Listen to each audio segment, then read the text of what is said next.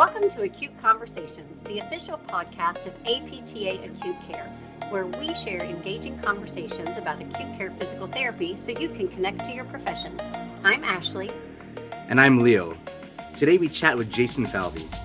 Jason received the 2024 Acute Care Lecture Award. He is an assistant professor in the Department of Physical Therapy and Rehabilitation Science, as well as epidemiology and public health at the University of Maryland.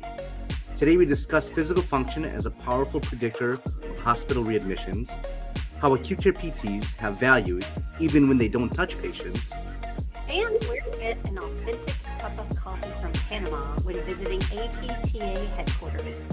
Let's welcome our guest. We would like to welcome Dr. Jason R. Falvey. Jason was the Acute Care Lecture Award winner at this past CSM for the Acute Care section for APTA. Jason, welcome. All right, Leo, Ashley, really excited to be here. We're excited to have you here too. And just so everybody knows the title of your acute care lecture before we get started, so they have an idea of kind of what we're going to talk about today. The title of your lecture was More Than Discharge Recommendations, Acute Care PTs and Patient-Centered Outcomes During Care Transitions. That's a mouthful, but I love it. Yeah, lengthy titles are part of my brand, I'll say, but I think it really does encompass like what I feel about acute care as an outsider to the field. You know, Jim Smith will always tell me I am an acute care PT, but I rarely set foot in hospitals except for to wait in line for Starbucks, so which is at the trauma center across the street. But I think it is really important to think about, you know, our roles in helping patients successfully move from hospital to community as, you know, payer pressures, shorten lengths of stays, and make it harder to get into post-acute care. You know, the role of PT and smoothing that transition out is more important than ever. Well, first of all, for those of you who can't see, I'm literally drinking my Starbucks right now. I think you have to know the Starbucks if you work in acute care PT, and even if you don't. But I'd love to start off just with, for our listeners who maybe weren't at CSM this year or who weren't able to come to your acute care lecture award talk, can you give us like a little summary or bullet points of what were the main themes of that talk?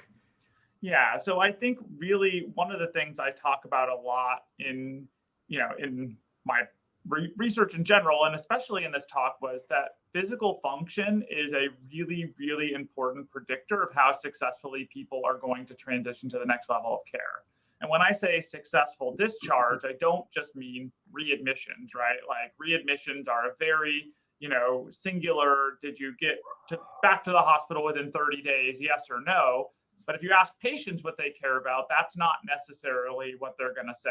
They're not going to say, I don't want to visit the hospital in the next 30 days. And then after that, I don't care. They really care about being at home, being able to age in place successfully, being able to functionally improve.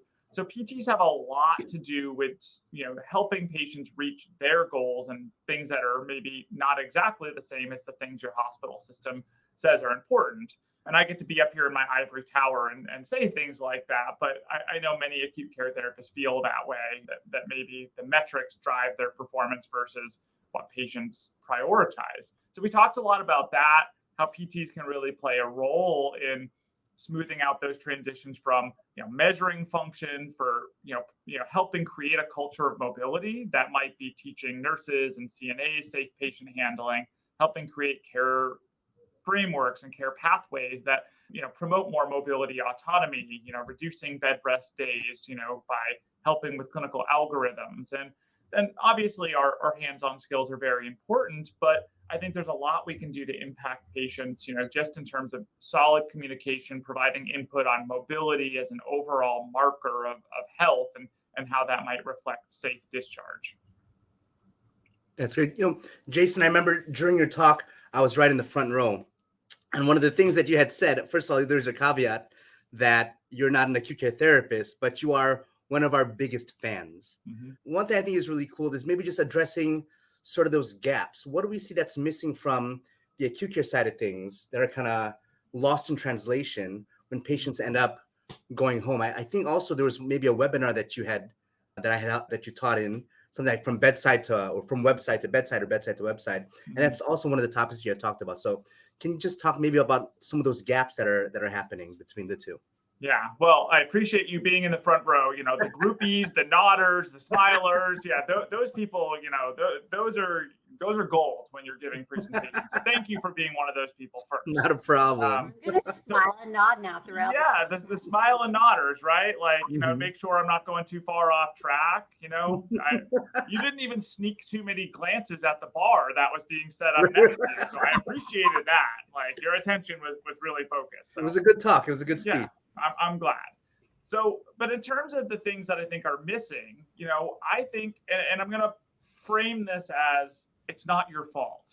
I'm going to blame the man, the system. You know, there's a lot of things that I think acute care PTs want to do more of. And so I'm going to give an example of you're working with a patient, you know, that's mobility is a little challenged after a medical event, you know, deconditioning after pneumonia or heart failure, you know, 88 years old, struggling to get around a little. And you make a recommendation to that person and their care partner. You sit down for half an hour, you make a recommendation for some home modifications. Maybe it's time for a tub bench. You know, they're resistant, but you've done a really nice job, like convincing them that it'll be safer. You don't want to see them in the hospital where a hip fracture or head injury. And, you know, you write down all the things, you write down the recommendations. Medicare doesn't pay for it. So, you know, that therapist, that patient has to help, you know, coordinate it themselves. Maybe you're recommending a walker. That person has to get up to go to the bathroom at night, and you know their Lasix got increased, so you know they're going to be getting up, and you know that their balance isn't great, right? These are all scenarios that are really common, you know, as an acute care PT, and I've seen the notes as you hand people off to home care, where my clinical experience was. But acute care PTs never know what happens to that person when they leave. They can't close the loop on equipment or modifications or caregiver training that they recommend. And you're hoping that everything goes smoothly with a care, you know, transition where that person gets the home care that you recommended or goes to outpatient that you recommended. But you don't have, you know, value from your organization to say, we're going to consider it productive time for you to call and follow up or do a video visit or do some sort of tele rehab visit to potentially bridge some of those gaps. So we end up losing a lot. We assume that somebody's going to get started with home care within 2 days, but that doesn't always happen, especially for our lower income or, you know, otherwise, you know, rural patients that might not have access, right? It might be 3, 4, 5 days, and a lot can happen in 5 days in those gaps.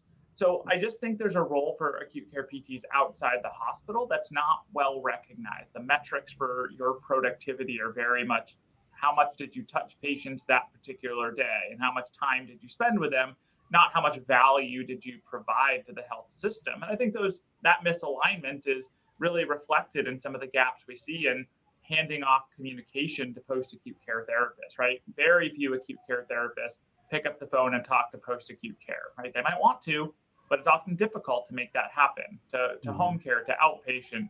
You know, our discharge recommendations are, you know, really kind of what it boils down to. And I think we're so much more than that. And I think, you know, there has to be some strength in having some sort of models to, you know, follow people outside the hospital and bridge gaps in care that are especially notable in our populations that already experience health disparities, like, you know, Medicaid eligible populations, rural, you know, people that live in socioeconomically disadvantaged areas, or racial and ethnic minority populations for whom hospital care might be the only, you know, covered service that they have. Yeah, that's really interesting, Jason. And I'm glad you're talking about it. Like, I'm glad you're getting this out there because I think it is an issue. I'm somebody who has worked in home care for about 6 years, and you see those gaps in it. I didn't always have access even to the notes from the acute care therapist. You know, you're going in there blind, trying to figure out, like, what was their stay like, and you're relying on sometimes their communication, which can be sometimes not always reliable either, right? I'm thinking of somebody like my dad, who doesn't necessarily understand a lot about the healthcare system, and the way he would explain how treatment was given to him in the hospital is very different than what it sometimes actually is, right? So I'm just kind of curious, like, if you had a pie is the sky is the limit, and you could do anything you want to fix this, what would the solution look like? Yeah. So I will tell you why I went into research from clinical practice. There was this one particular day, and then how I started to like envision what this really would look like. So in 2013, 2014, I was really like had done home care for a while, and I got a referral for a patient, evaluate and treat, deconditioning. And that's the only note that I had. I had, little scribbled note that's like, recent hospital stay, pneumonia, weakness, and, kind of my typical bread and butter home care patient. Yeah. Get into that house, and it is somebody on a home mechanical ventilator who'd been frequently hospitalized, living in a house, a multi-generational household where she was the only person with steady income from Social Security disability, and the rest of her family was living with her, and several other social determinants of health that, overlaid that situation, several other psychosocial issues.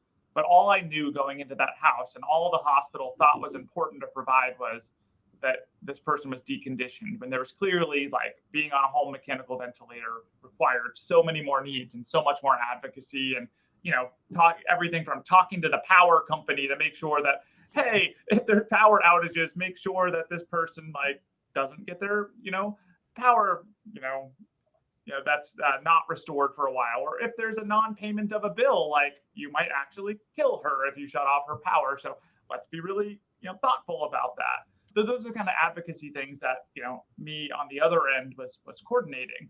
So my pie in the sky would be, you guys as acute care therapists often do a lot of firsts, right? In the ICU, first person to get somebody up and mobilizing them and walking with them. You might spend the most time with them one-on-one as an individual person and their care partners, and teaching a lot. You spend the most time evaluating their function. So for patients for whom functional impairment is a primary concern, why are acute care PTs locked into hospitals? Why wouldn't you be able to create a model, like a liaison kind of model, where a person that touches that person in acute care can follow them across and make sure that the notes are coordinated, visit them in the skilled nursing facility or home care, help coordinate services that often get dropped in between those? Why can't there be billable services somewhere considered productive to help that person for the next 30 days to prevent readmissions, but also set them up for success? Like care coaching, care coordination, we're more than capable of doing this. We do it in home care all the time. But why can't the acute care environment, have some sort of setup like that, where there could be home visits or virtual visits or some sort of, liaison model where that person is actually able to continue that connection that you built in the hospital and help that person bridge all of those care needs. And that's clearly not what every patient needs, but there's probably phenotypes of high risk patients for whom functional impairment is their primary issue, like somebody recovering from a stroke that has primarily, physical and or cognitive deficits. Why not a rehab person helping coordinate that care, or a hip fracture or a total joint replacement, right? I don't want to be managing somebody with, like after an eye surgery. That's probably not my area of strength, but there's lots of places where PT could enhance, these transitions and, prioritize recovery of function. Jason, that's so interesting. It's reminiscent of an article I read years ago by one of our previous guests, Jennifer Ryan. And she just talked about everything that we do within acute care, we have to take ownership of, even when we're not with the patient, or maybe not just because it's not just when I'm touching the patient. There are a lot of clinical decisions that I make that will have an effect on the patient and their outcome. Now, I've been in different places where acute care therapists might stay in terms of the continuum of care and follow that patient to maybe like an inpatient rehab, and it was the same therapist. But it's this weird conundrum where within these four walls, we in acute care, we stay there. And then once those patients leave, once they're out the door, they disappear. And on the acute care side of things, we're so inundated with productivity, have to get to X amount of patients, what's our throughput. Rarely do I have to stop and think, oh, so what happens when these patients leave? But it does happen in those situations, usually, in my experience, when these patients come back for readmissions and I see them again. I'm like, Mr. Smith, you're on my schedule again. What happened? And you hear what happened in terms of that poor transition at home. So I think that's really interesting that you had brought up that the value that we bring to the table as acute care therapists, even when we're not in the room actually physically touching that with our hands on the patient. And that's great to think of the value that we bring. Yeah, and there's research to back that up. I mean, there was a PTJ study probably 5 or 6 years ago that just said if a PT is like in interdisciplinary rounds and participating in those, the risk of readmission was substantially lower just compared to when they weren't in rounds. So, and that PT wasn't doing PT stuff on rounds that was like considered, the productive time. Some hospitals might give you productive time for rounds, some don't, which I find really concerning. And I think one of the issues I have with productivity systems that are built on touching people is we really have created a volume-based model. And do you really feel like you're able to address every person's need comprehensively when you have more credit for initial evaluations or new patients or metrics to see every patient within 24, 48 hours, right? If we started highlighting the value of these other things, maybe there's advocacy and support and budgets at the hospital for more therapists or people to take on different roles. I also get annoyed with this concept of what's considered inappropriate referrals. And I've had this conversation offline with, if you define inappropriate referrals as just based on a functional score, we've basically pigeonholed ourselves as therapists to just activity, monitors and people who are mobility technicians to help with people who are, experiencing functional limitations versus like all of the other things in our scope of practice, like the care communication where a person declined and they're still independently ambulatory in the hospital, but it's a huge decline from their baseline and they need equipment and supports. And, that's the person who's probably not going to get rehab and post-acute care. That's the person who needs our advice the most because they're probably not going to get seen by anybody else. So we miss a lot of people. And I think, we have to really be thoughtful about how we set up the system and the structure, because how the policy gets set up at your hospital really dictates how well function is going to be managed, right? If we triage patients below X AMPAC score, we have to be really thoughtful about what that cutoff is and what that means for patients with they have wound issues and mobility issues related to a wound, but they're pretty mobile. So we're just going to assume nursing is going to handle all of that when they might need equipment, devices, learn how to walk with a wound back attached to a walker, right? That's a whole nother mobility challenge that maybe we don't address. Jason, that's so interesting because it's like this weird loop, right? Where we as acute care therapists sometimes say, oh, this is an inappropriate referral. And especially I see this with novice therapists. And they just, why are they giving these inappropriate referrals? Yet, when we get categorized as the ones that walk the patients, we get upset. I do so much more than just walk patients. Yet, the same token, when we get these inappropriate referrals, we feel that, why are they giving these referrals that these patients are not mobile or these patients are not ambulatory?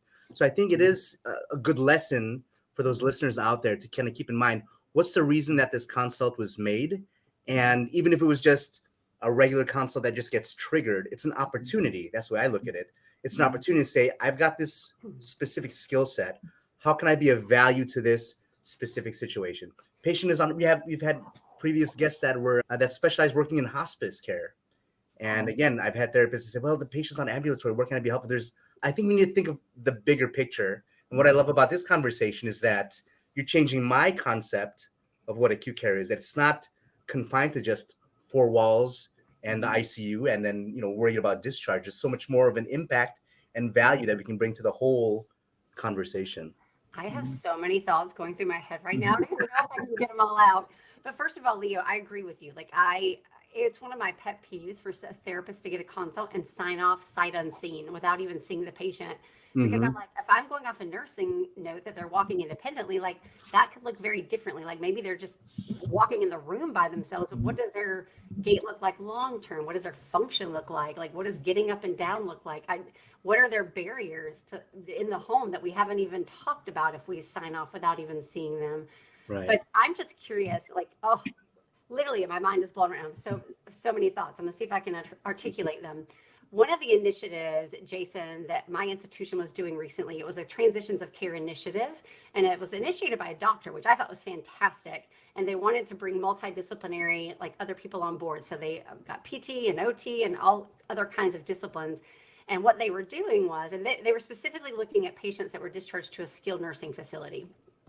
And what they were doing was they were following these people. They would have meetings every week for patients discharged to a skilled nursing facility. They would go back and read the therapist notes of what they recommended, and then they were analyzing and assessing, like, are their needs actually being met, or are their recommendations actually being carried out now that they're in this skilled nursing facility? Like, is the transition, like, are there gaps, or is this actually really happening? But to me, that doesn't necessarily fix the problem. Like, we can't just analyze, is it happening or not? So I'm kind of curious from you, until we get to your pie in the sky dream, because we're not there yet, right?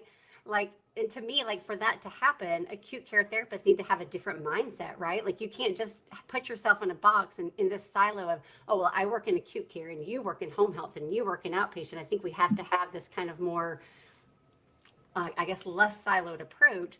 But until we get there, what is one thing that people can do now to try to bridge that gap and at least get us going in the right direction?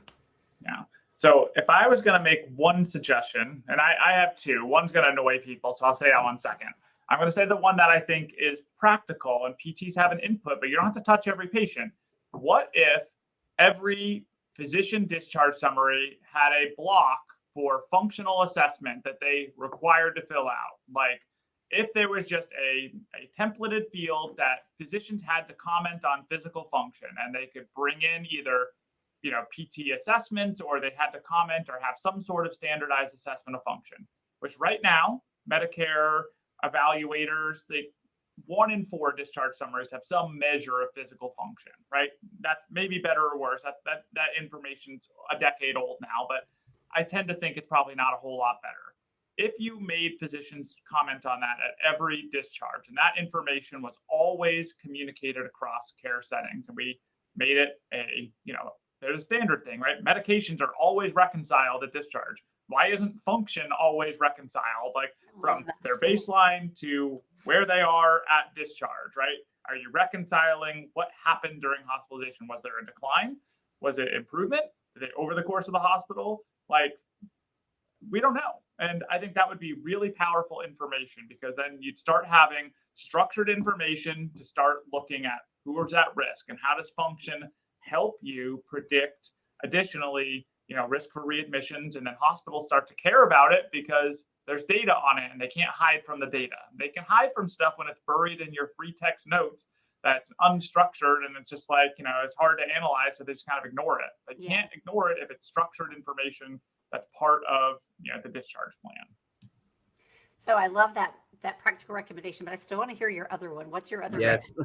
My other annoyance would be make physical function a quality metric for Medicare. And then everybody has to measure it, and it's publicly reported. And then the minute that happens, every hospital in the country will care about it if they have to report, like other settings do, a percentage of people who functionally improved or declined or were discharged with X number of disability. I mean, there's clearly a lot to figure out, but if you made it a quality metric and hospitals were evaluated and compared to each other based on disability level at baseline or physical therapy use or some metric that kind of reflected, are we meeting their needs related to mobility impairment, then I think it would be prioritized tomorrow. Yeah, so I think your practical recommendation about making sure every doctor discharge summary has some sort of level of physical function is a great first step. But I'm also thinking that's also like a huge thing to change, right? Like, we're changing how physicians basically write discharge notes. And when I look at some of the ones I see, they are structured templates, right? They probably copy paste, or they pull in different like rows from Epic or whatever electronic medical record system you're using. Do you know of anywhere who's tried this yet and tried to come up with some sort of, I don't know, a dashboard or template or structured way of just pulling in like something from a therapist note? Like, is it working already somewhere else? Not to my knowledge. This is where my limitations as a not boots on the ground therapist will show up here. So your listeners might know of something like that. And I'd be very curious, because that information lives in places in the charts. But nursing notes and therapist notes are often either click boxes Yep. or they're free text that's incredibly difficult to pull information from, that's not always living in structured fields, right? So there's got to be some sort of, even if it's something as simple as what happened to the patient's physical function over the course of hospitalization compared to their baseline. What was their baseline, ability to walk inside, bathe independently? Did they need help? Yes or no, with 3 things, right? Walking inside, bathing independently, and dressing independently, right? Like basic ADLs, transfers, something like that. You could decide yes or no. Do they need help from another person before they came in? Do they currently need help from another person? And, is that improving or declining over the course of the hospitalization or something like that, right? There could be very simple pieces of information. If you just had some ADL dependence and knowing from baseline to discharge if it improved or declined, that's very prognostic of how somebody's going to do. And it doesn't mean it's the hospital's fault if somebody declines. They have stroke. That's, but knowing their level of function helps make sure you match needs with their current situation. I'm just thinking when I only work in the hospital every now and then now that I'm in academia, but when I was I'm thinking we didn't even write discharge notes, right? Like when the patient left, they just left. And we could have seen them that day. We could have seen them 2 days ago. We could have seen them 3 days ago. So it's not always up to date either if they look at our last note. But I'm curious, could we not use something? Could we not use an outcome measure of some sort and pull that information? Would that not be enough in your eyes? I'm just curious, like a Johns Hopkins highest level of mobility or an AMPEC score with it, and if it were kind of explained, would that be enough or not enough in your mind?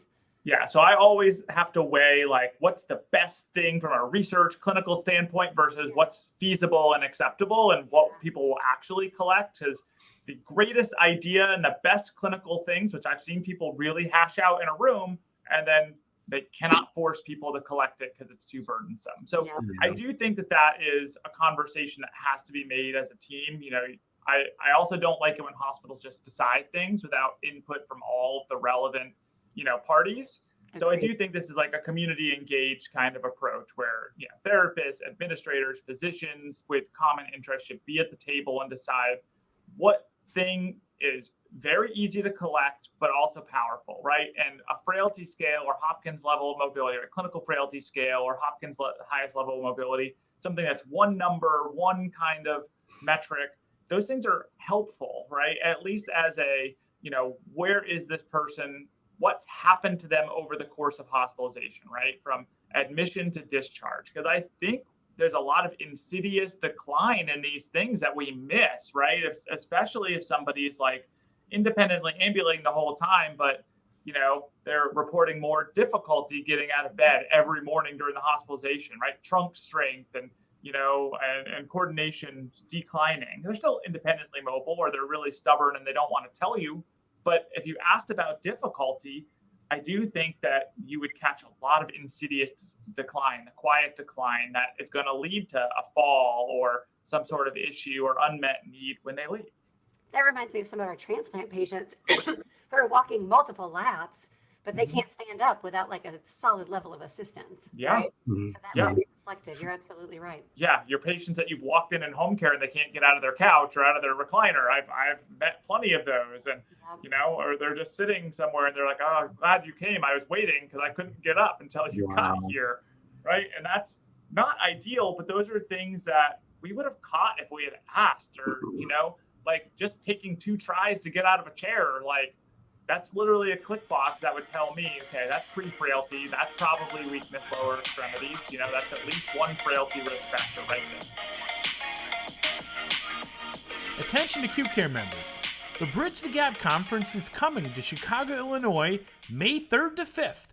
The theme is Translating Evidence into Acute Care Practice.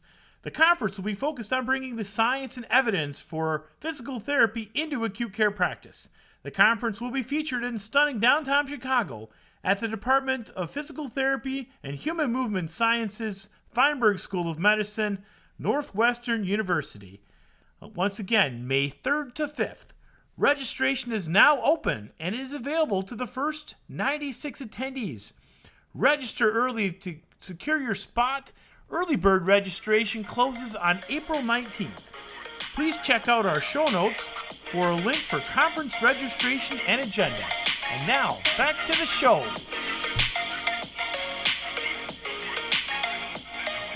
Jason, I want to kind of go back to your kind of like your origin story about you going into this home health situation and it be poorly documented. And here's a patient that's on an event.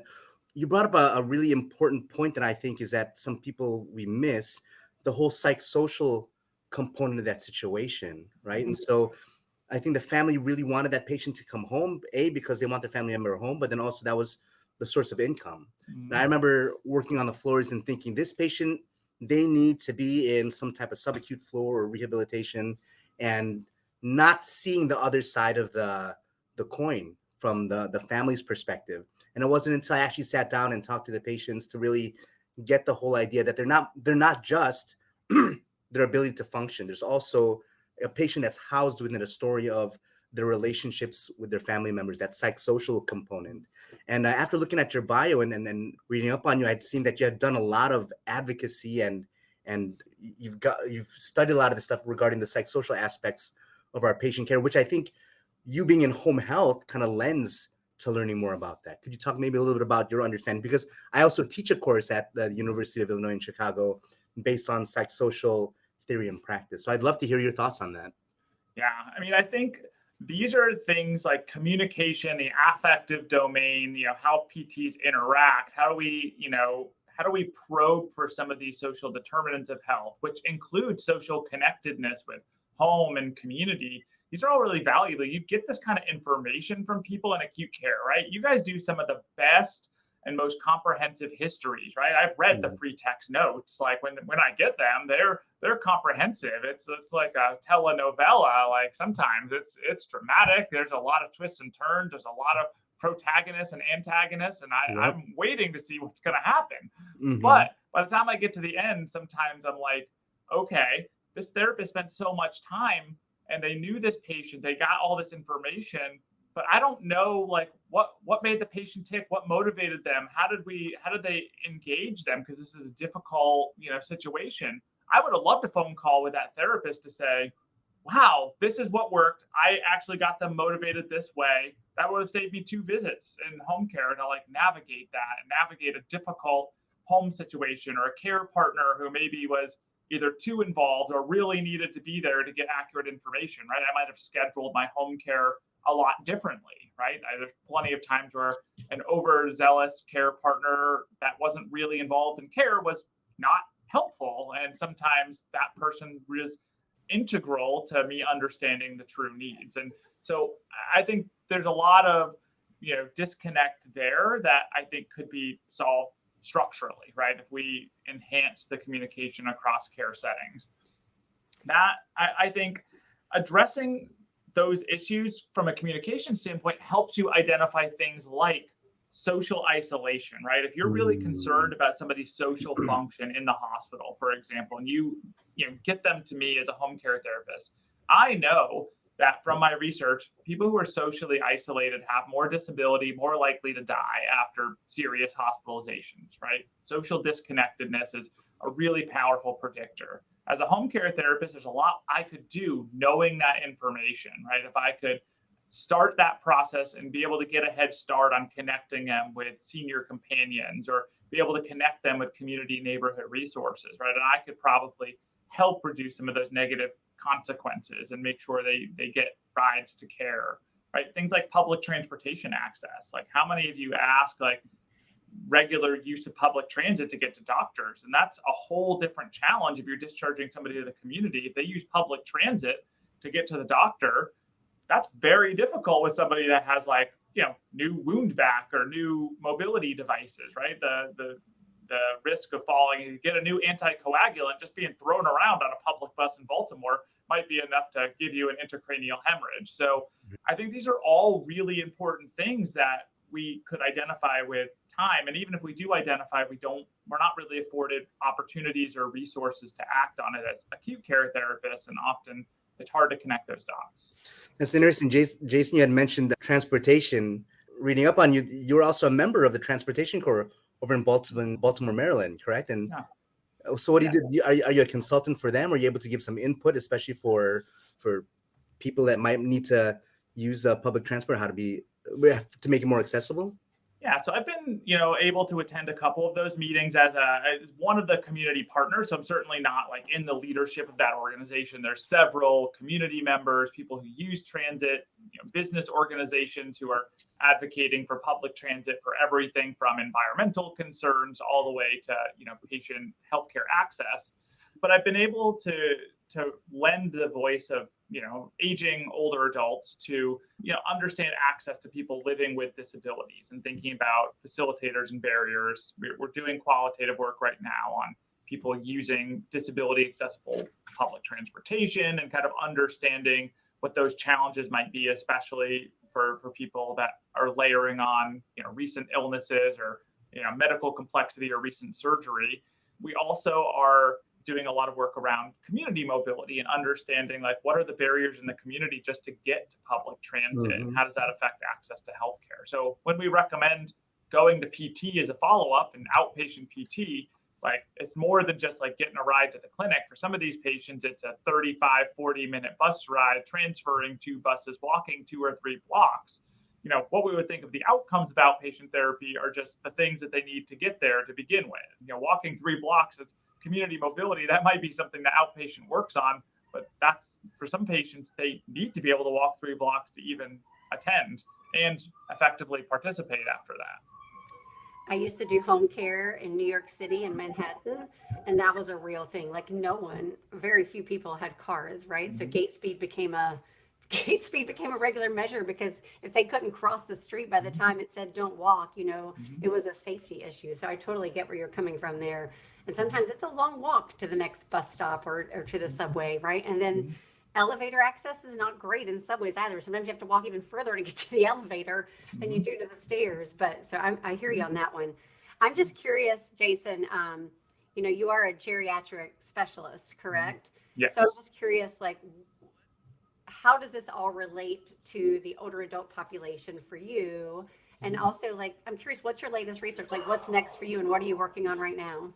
Oh, well, in terms of being a geriatric specialist, I think it gives me a good lens to think about the whole person, right? Like geriatrics, not like every other specialty doesn't do that, but geriatrics encompasses cardiopulm, integumentary, orthopedics, metabolic with osteoporosis. And, you do really have to think about that plus the psychosocial pieces and, multiple people with multiple of these things intersecting. So, that I always was drawn to geriatrics because of the challenge of that. And that helps me think about acute care PT, where, you guys are dealing with many of the same issues, not specific to older adults, but definitely things that can accelerate aging, like prolonged immobility and exposure to surgery and anesthesia.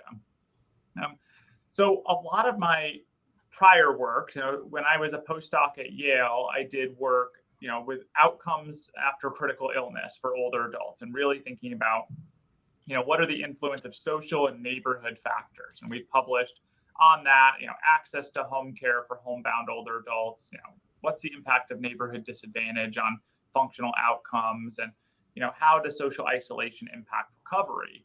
And, my current award, so I have some funding from the National Institute on Aging to focus on geriatric trauma survivors, so hip fracture and traumatic brain injury, and have really looked at days spent at home after a hospitalization as an outcome over a year. So not just did they get readmitted, but what's the total count of days and what drives that from a medical standpoint? What's the heterogeneity? What subgroups of people are there? And trying to identify people who are likely to do really well, even if they have chronic conditions like dementia. And we kind of have identified, when people with dementia fracture their hip, they don't all do bad. So like 2/3 of them actually end up back at home and, spending more days at home after, the subsequent hospitalization. And only about 1/3 of them, have relatively negative outcomes. So identifying those subgroups and getting more intensive, aggressive care from the hospital all the way through versus treating people with dementia as one care pathway, right? When there's a ton of heterogeneity in that population, and just really trying to do more personalized rehabilitation, restorative care that's, meeting people's needs both, socially, functionally and, bridging unmet needs in the community, with the ultimate goal of the last 2 years of this award to develop an intervention to improve community mobility for people recovering from, lower extremity surgeries. How do we get people walking out in the community, able to use public transit, improving their social function, and like getting out in the community versus being at home, which we consider a successful outcome from acute care. But if you're home, but homebound, or home, but can't do anything that you want to do, I don't necessarily think we've done our job fully. Jason, we have a lot of young listeners that are very interested in advocacy, and just hearing you talk about access to care, transportation, what advice would you give to maybe some of our young listeners that are maybe even still students right now that feel that they would want to help out more, they just don't know how to start? How can they become a better advocates, and what opportunities might be out there for them to take? Yeah, well, I'm a little insulted you didn't consider me a young listener, but as a therapist I've been a therapist for almost 14 years now, so maybe I don't qualify as early career anymore. But I do think there's tons of opportunities to be involved in advocacy. So one of my other roles, of many, one hat that I wear is I sit on public policy and advocacy committee for APTA. So that helps drive federal efforts to like which policies and things do we want to really advocate for at the federal level. So we have embedded in there concerted efforts to do things like improve health disparities through our advocacy and improve funding for certain kinds of population health research, and make sure PTs are included on metrics that are outcomes for hospitals. And those metrics are now evolving to include assessments of disparities and how do these outcomes affect people differently. So there's a tremendous amount of advocacy opportunities just from APTA, which I would definitely point people to early. And I think you can be involved in state and local government. Most departments on aging, which is where I would market services to, we think about how we participate in fall risk screenings or give talks where we can make sure people are aware of kind of the full scope. PT's more than just balance exercises, like thinking about home modification, thinking about helping you improve social connections. Like people are like, oh, I didn't know PT could help me walk outside and do that with me. And I kind of raise up my hands and say, why not? But it's all those barriers are structural, not clinical. And I think there's a lot we can do to advocate, both local and state government, even at our hospital systems. Like, why aren't we allowed to take patients outside to practice that stuff? Like some hospitals just blanket say no because they're nervous about liability. And I do think you have to think about how do you match up, safety with patient priorities, and maybe there's opportunities to, loosen some of those restrictions if it's, a high priority of patients. Well, Leo, I think it might be time, but I think it is. I would be remiss before we do a rapid response without maybe mentioning, you say you stand in line for Starbucks coffee, but is that good enough for you? Because I heard you roast your own coffee at home. Is that true? Yes. So I am a coffee connoisseur. So I roast my own coffee and my own espresso at home. So I have preferences for Panamanian coffee, which next to the Federation of State Boards of PT headquarters in Alexandria, there's a little tiny coffee shop where they own a coffee farm in Panama and they bring it over fresh and roast it right there in the shop. Wow. So one of my favorite places, I definitely buy some coffee from there to roast on a regular basis, roast my own espresso. But if I need a caffeine hit in between meetings, I do have to be relegated to Starbucks, which they do not sponsor me, so I'm not going to say all effusively nice things about their coffee, but it has enough caffeine in it to help me successfully get through my day, and a wider range of delicious syrups and milk options than I allow myself to have at home. Are you a French press, a pour over guy? Like, what's your preference? No, so when you roast your own coffee, this pour over method is really important because you got to let the carbon dioxide from freshly roasted coffee kind of bubble out. That it has a lot as you let it age. So that really helps you kind of do the initial pour, let those bubbles kind of pop up and let some of that dissipate. And then let that nice little funnel form where you can pour the coffee right back into. Just, go slow, don't be in a rush. The coffee will reward you. My best friend's husband does the pour over, and I had never seen it done before. It is a process, Yes. but I think it's very like just kind of soothing and relaxing for him to do that process every morning. And my friend was like, oh my gosh, I've got to learn how to do this pour over coffee method for him so I can like treat him some mornings, you know? Yes. It's And French press is great. I used to be a French press, aficionado, but unfiltered coffee apparently raises your cholesterol. So, so I do it while I'm camping. So, What's the name of the place in Alexandria? I did try. okay. I knew you were going to ask me that. So hold on. I will. Via Volcan? That's it. I did a quick Google search. All Yep. right. I was like, I never remember. I never even look at the name because it's like literally I have to walk right by it when I work for Federation of State Boards of PT. So I'm well known there now for going and getting my caffeine hits So if you're on in my breaks. Alexandria, Virginia, Yep. we can check it out sometime. All right. Very nice. All right. Are we ready for rapid response? I think we are. So, Jason, what we're going to do now is we're going to move into rapid responses to close the show. So we're going to have, how long, Ashley? Is it a minute, 2 minutes? What are we doing? You got a minute where we're just going to throw questions, rapid fire questions at you, and just hit us with the first answer that comes up into your head. Okay. Do not get me fired. It'll be fun. It'll be fun. Okay. All right. Ready? All right, Leah, you got the first question. And Yes. go. Jason, if you had to co-treat with a cartoon character on a home health visit, which cartoon character would you co-treat with? Oh, the genie from Aladdin for sure. That's a good one. Yeah. What is your favorite way to exercise? Basketball. I'm enthusiastically mediocre at it, but I like it. Jason, let's say you're at a conference and they've got just Folgers coffee. How can I improve this cup of Folgers coffee? What can I add into it? Pretty much all your options are at that point is load it up with bourbon and hope it takes away the pain of drinking Folgers coffee. Yes. But I don't recommend that officially as a conference goer, especially if you're traveling as a state government employee. University of Maryland, I would never do that. But if others did that, that might be warranted. Perfect. Disclaimer. What other podcasts would you recommend to our audience? So I'm a big fan of Jimmy McKay. So I think you definitely need to go listen to the Jimmy McKay PT Pintcast, and then Rebecca Griffith, does her ED podcast, and I forget for the life of me what it's called, but it's definitely worth checking out. She's fun, and I think she's got a good energy for podcasts. And I'm sure I'm missing tons, but those are the two right offhand that I've been on recently. No, those are good ones. Jason, Chicago deep dish versus New York thin crust. No, I think you got to go with New York thin crust unless you want to die at 40. So. Okay, we're at time.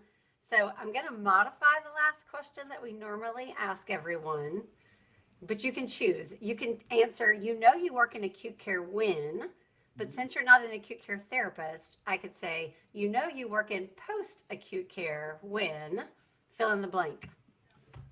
You are working on a Sunday to get your last visit / minutes / whatever you need to hit your metrics for the week are. That's fair. Mm-hmm. Oh, I don't want to work on Sundays, so that's not fun. That's not Sometimes fun you got to do what you got to do, though, right? Sometimes that happens. Jason, where can our audience find you, or how can they reach you if they would like to reach out? Yeah, so I'm pretty easily visible on the University of Maryland School of Medicine website. So we can put a link to my faculty page there. So that will be one place. I'm on social media. So I'm on Twitter /X at JRayFalvey. So that's another place where I'm relatively active. I do not use the gram, as the kids say. I probably have an account, but definitely I'm not hip and cool enough to use the gram or TikTok yet. But I'll keep you updated. Awesome. Jason, thank you so much for having this conversation with us. We brought up some great points and great discussion points and great information to share with our listeners. Good. Well, if they want coffee advice, I'm here. Congratulations again on your acute care lecture award. Thanks. It was an honor and a privilege, and certainly excited to continue to work with the Clinical Practice Guideline Group on codifying some of these guidelines into practice. Awesome. Thank you, Jason. We would like to thank Jason for joining us today on the podcast. Acute Conversations is the official podcast of APT Acute Care. It is hosted by Leo Argulis and Ashley Poole. Executive produced by Katie Brito and Edward Mathis. Music by Alexia Action from Pixabay. For more information about APT Acute Care, be sure to check out our show notes for links and resources from the Academy. If you found value from our podcast, please be sure to subscribe, follow, and share with your friends and colleagues. Join us in 2 weeks for a conversation with Haley Bento, Brian Lose, and Paul Arnold about why PTOT co-treating may reduce our value in acute care. Thank you for listening, and may your shoes and scrubs stay clean today. How many people do you think at conferences are drinking in the morning with their coffee? Probably not many. Maybe like 10%. How many people drink alcohol at a conference? Depends on what type of conference it is, right?